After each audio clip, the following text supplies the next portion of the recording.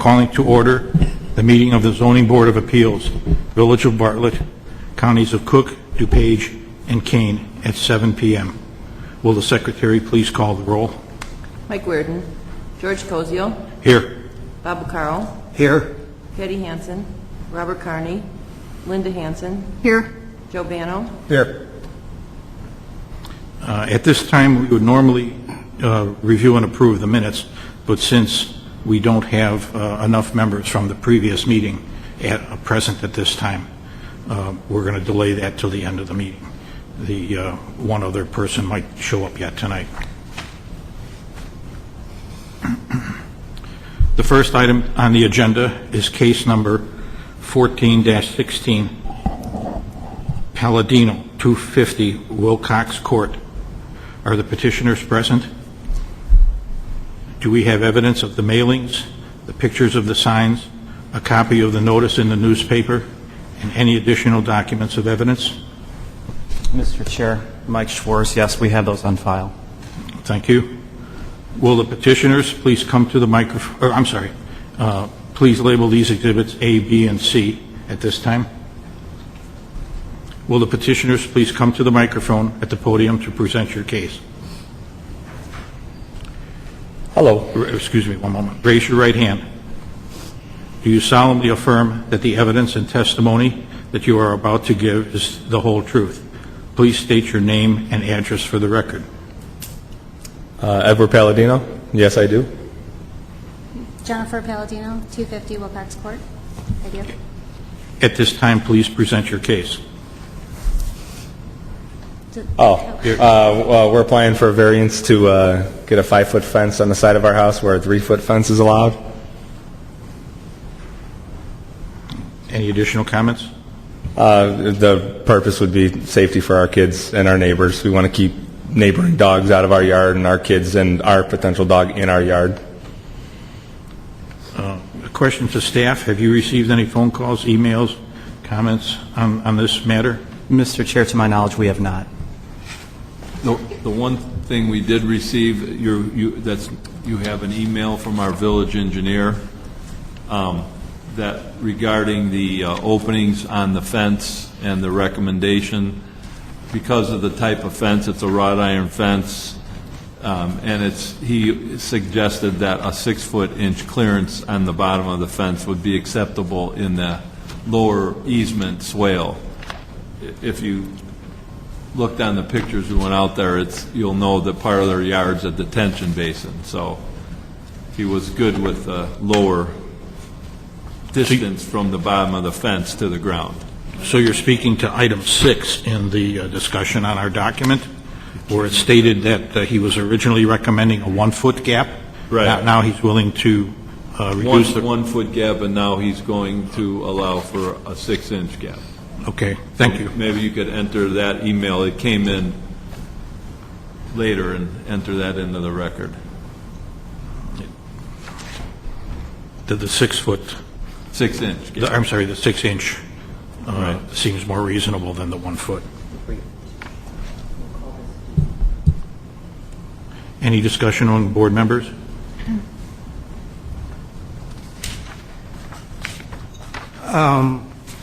I just have a comment on the fence that you've chosen. I think I'm not a big fan of stockade fences, and I think this is a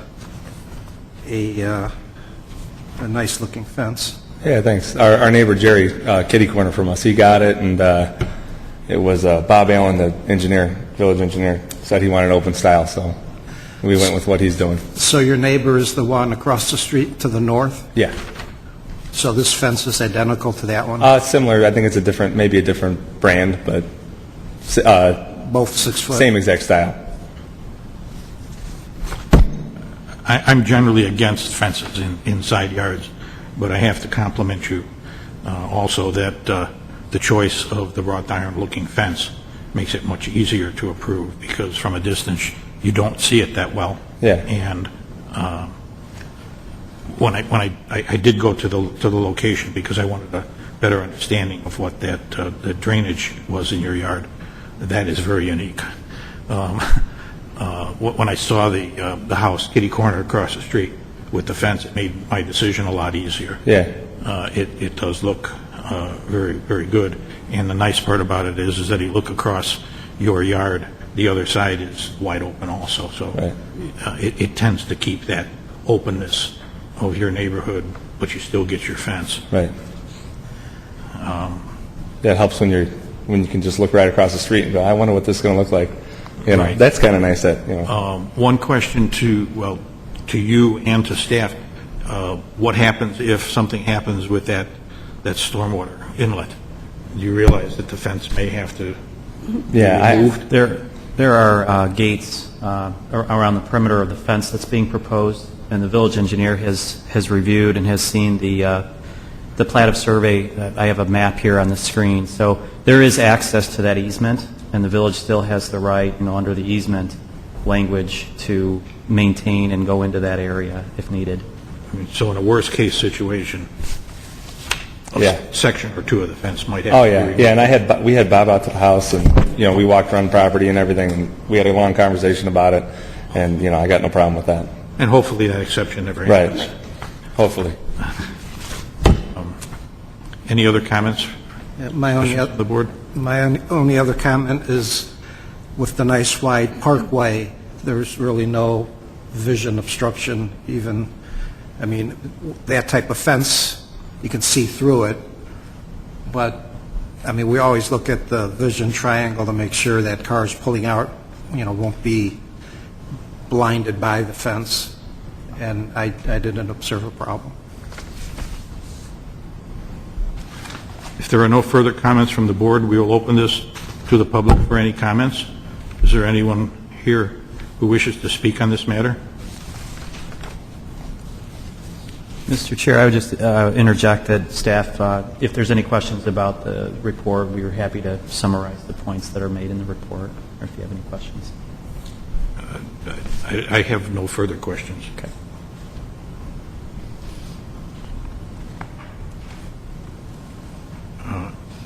If there are no further comments from the board, I would entertain a motion. I'll make a motion to approve 14-16 to send on a positive recommendation to the board. I'll second the motion. Bob Carroll makes a motion for a positive recommendation, and the second is by Joe Bono. Secretary, please call the vote. Bob Carroll, Yes. Joe Bano, Yes. Linda Hansen, Yes. George Koziel, Yes.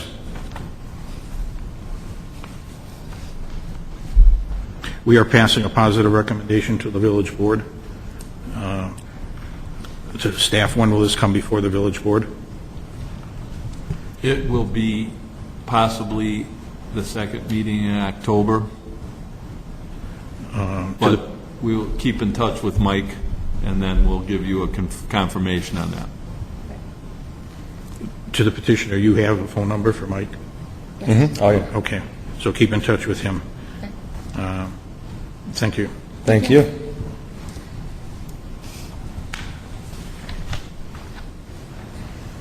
The next item on the agenda is case number 14-23, Gates, 561 Eastwick Court.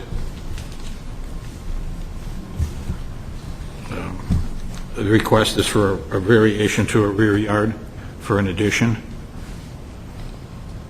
Are the petitioners present? Yes. Do we have evidence of mailings, pictures of the signs, and copies of the notice in the newspaper? Yes, Mr. Chair, we do. Those have been placed on file. Please mark these exhibits A, B, and C. Obviously, petitions are already up at the microphone. Please raise your right hand. Do you solemnly affirm that the evidence and testimony that you are about to give is only the whole truth? Yes. It is. Please state your name and address for the record. Please, yeah, speak directly in there. Otherwise, we can't pick you up there. Eric Gates, 561 Eastwick Lane. Laura Gates, 561 Eastwick Lane. Thomas Budzik, 211 South Maple Lane, Prospect Heights. At this time, please present your case. Good evening, board members. As I mentioned, my name is Thomas Budzik. I'm the architect on this project. Obviously, the homeowners are with me here today. We're here to seek a variance to encroach into the rear yard setback of the home, to reduce the rear yard setback from 35 feet down to 31 foot 6 inches. The purpose of which is for a one-story rear addition to the home. This addition will have a full basement as well. I'm going to just briefly describe the project and touch on some of the key aspects of the uniqueness of this case. The addition itself is, the first floor of the addition is basically for an expansion of the family room, as well as to create a dedicated breakfast area on the first floor. But more importantly, the addition also includes a full basement. This existing home is on a crawl space, so the basement will allow the homeowners to have additional storage space within the home.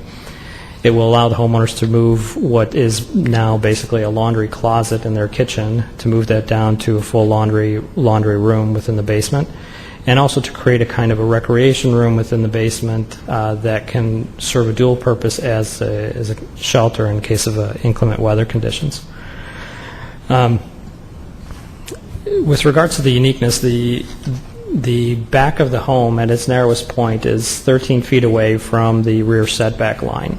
That, on the first floor, equates to a little over a 12 feet interior space for any kind of rooms within that area, which is workable. It's generally can create a functional space within that area. However, in the basement, due to the fact that we're doing a basement next to a crawl space, between the underpinning that will have to be done at the existing foundation, as well as furring out the basement walls for insulation, that would effectively narrow that area in the addition to approximately 10 feet, which gets much more difficult to basically accommodate all the elements that the homeowner is looking to achieve in this addition.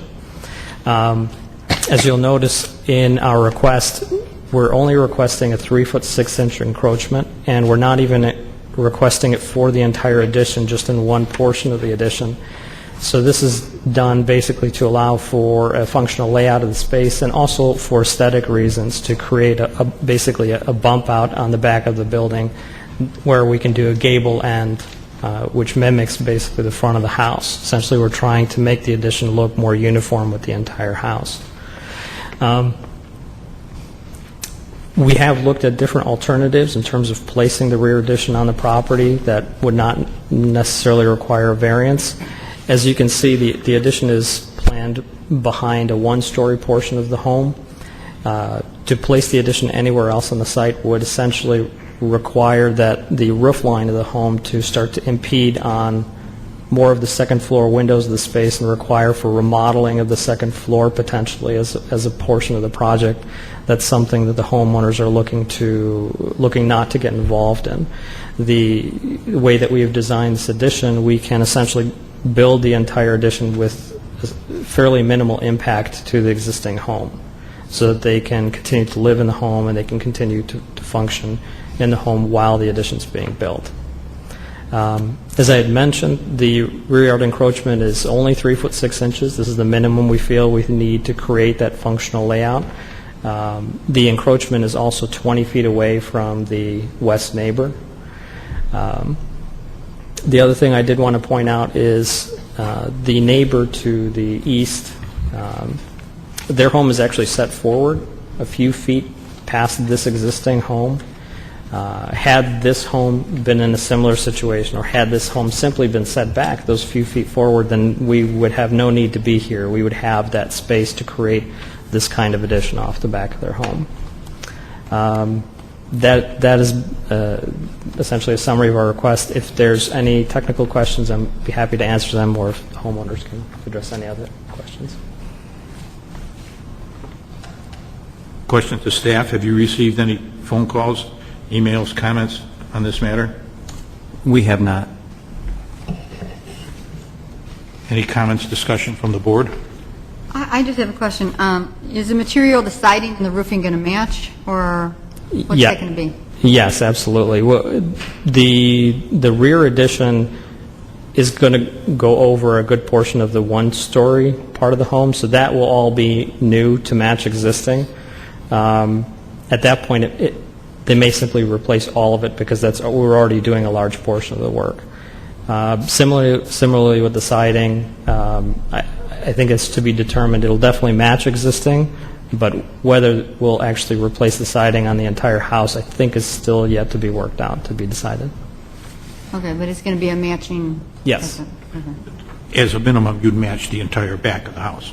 Absolutely, yes.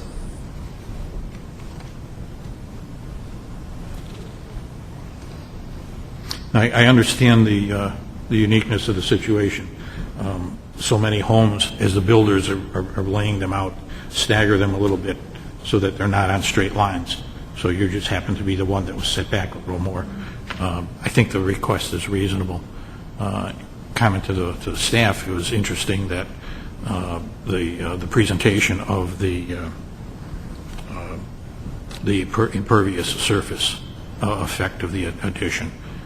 This is one of the newer ones that we've had on this matter. I was glad to see that as part of the record. I have to compliment the architect and the people, the petitioners.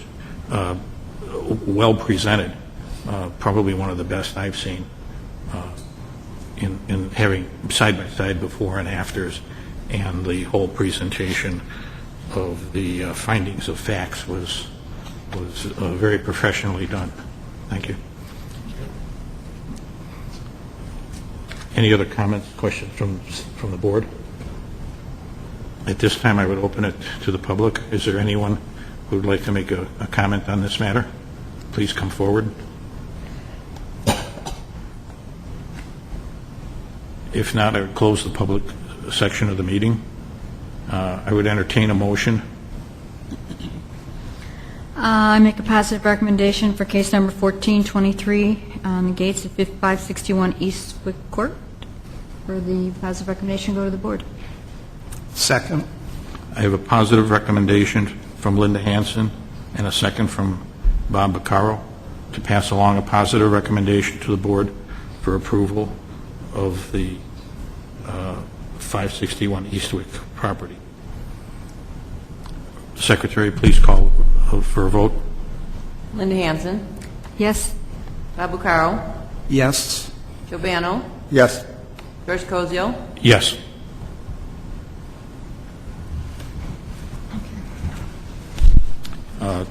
Stay in touch with Mike, and you'll find out when it will be on the village board meeting for their review. I'll give you a call. And that's the last item for today's. Here comes Mike.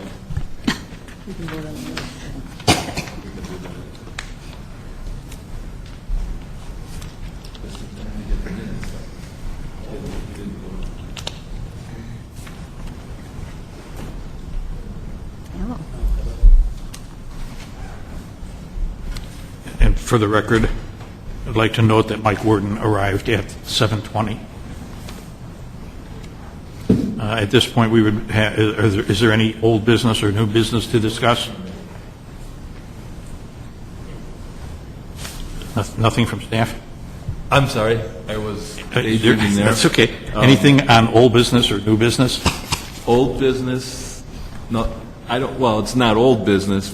It's kind of old and new. You have a new member and we have a new staff member. So Joe was appointed a while ago, even though he hasn't had a chance to serve because this is his first meeting. But Joe Bano is our newest member, and you all get to meet him. And Mike, who's been with us for a couple months, but we haven't obviously had any meetings. Mike Schwartz is our new village planner, and he's been with us since July. So, yeah, we haven't had a meeting in a couple months, and All right. he filled Sonia's position.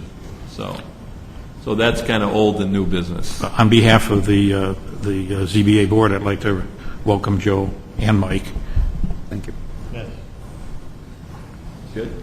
At this time, we could review the minutes from the meeting of July 3rd, 2014. Any discussion on the minutes? If not, I would entertain a motion. I guess I can make a motion to approve, right? Yes. I second. I have a motion to approve the minutes by Mike Worden and a second by Linda Hansen. Secretary, please call the roll. Mike Werden. Yes. Linda Hansen. Yes. Bob Bucaro. Abstain. Joe Bano. Abstain. George Koziel. Yes. Okay, we're done. Great. If there's no further business, I would entertain a motion to adjourn. So moved. Second? All in favor? Aye. Aye. Aye. The meeting is adjourned at 7:22 p.m.